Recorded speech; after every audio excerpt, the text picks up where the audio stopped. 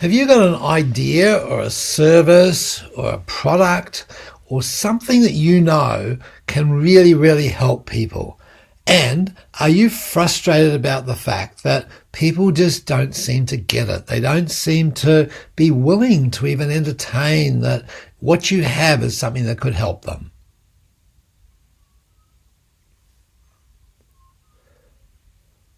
Well, at every level of our existence, there is some degree of slavery. And by that I mean that we are slaves to something that is controlling us. Now, whether that thing that's controlling us is for our benefit or for not, it's still a sense of slavery. There's still a thing that has an effect upon us, and we conduct our lives accordingly.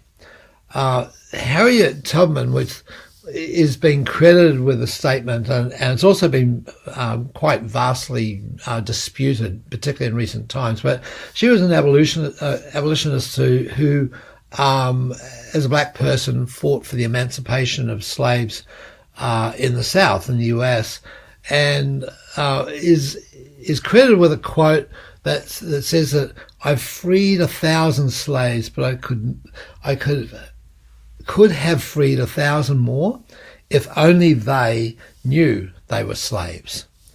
And I think this is really important. It's not so much the actual words and whether that's true or not, or whether she said that or not, but the concept of that is so germane in today's activities, and I'm sure gives you angst on a daily basis. That, if a person recognizes that they're a slave to something, and it could be to overeating or to under-exercising or to, not taking the measures that they know they could take, reading the right books or taking the right courses or whatever it is to allow themselves to improve. If they acknowledge that that is the case, that this is something that's going on with them, and then they want to do something about it, then they've acknowledged their slavery. They've acknowledged the fact that, I'm just a compulsive eater. Or, I just can't help myself. I just do this and this and this. And so you can then work with them. But if the person, as Tubman suggested, doesn't know that they're a slave, then you really don't have many places to go with them. If they are sure that their position in life is the right way, if they don't see a problem with the way that they're living, that they justify it and say, well, this is just the way I'm meant to be. This is my genes, or this is my lot in life, or it's because my parents did this, or because my experiences in early childhood were that, and therefore I can't change. And so that's really frustrating. And it's like when you've got something that you have an identity that you want to share with someone and have them experience something like what you've experienced, in other words, take on the identity that you've found to be useful. That's what most people who are in the caring professions, entrepreneurial professions, are wanting others to get. They want someone to benefit from what they've learned and what they have. So let's just dissect this a little bit here in terms of when we ask ourselves, what's our identity? Because I think that the first part of this is to firstly know yourself.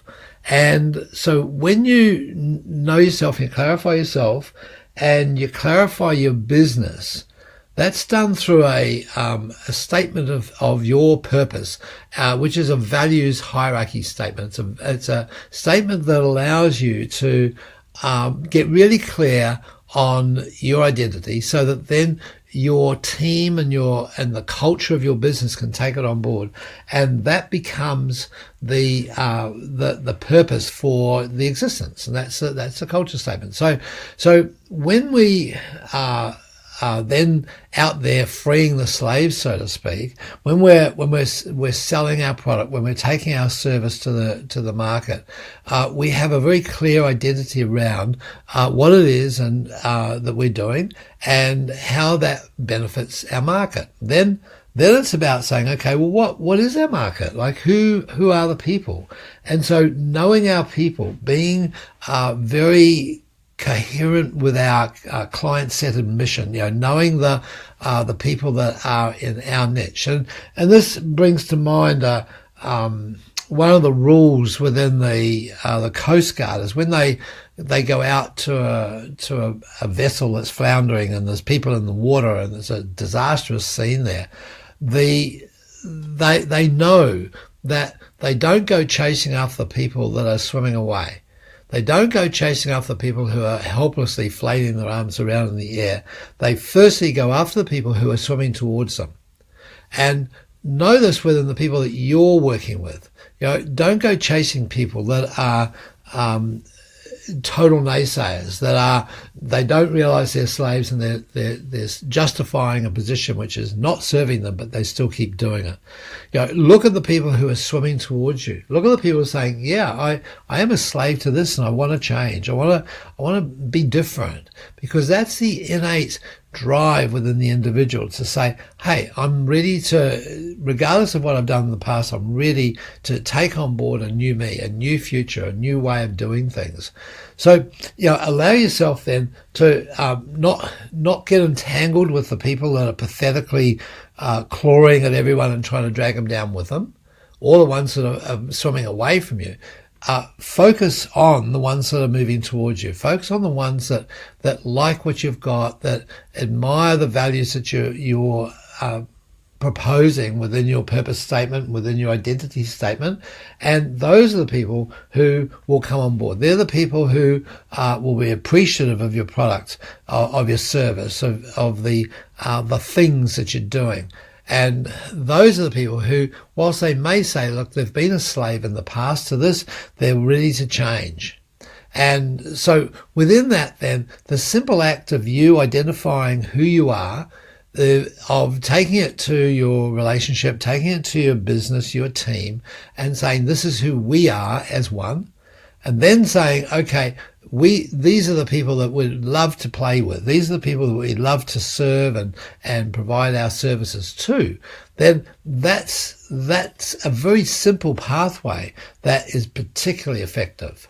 So have a look at that within your business, within your life, and consider it in terms of the congruence that an innate message will integrate between people and between and within people, and it makes it so much more powerful when you're all on the same page, and that includes within you yourself.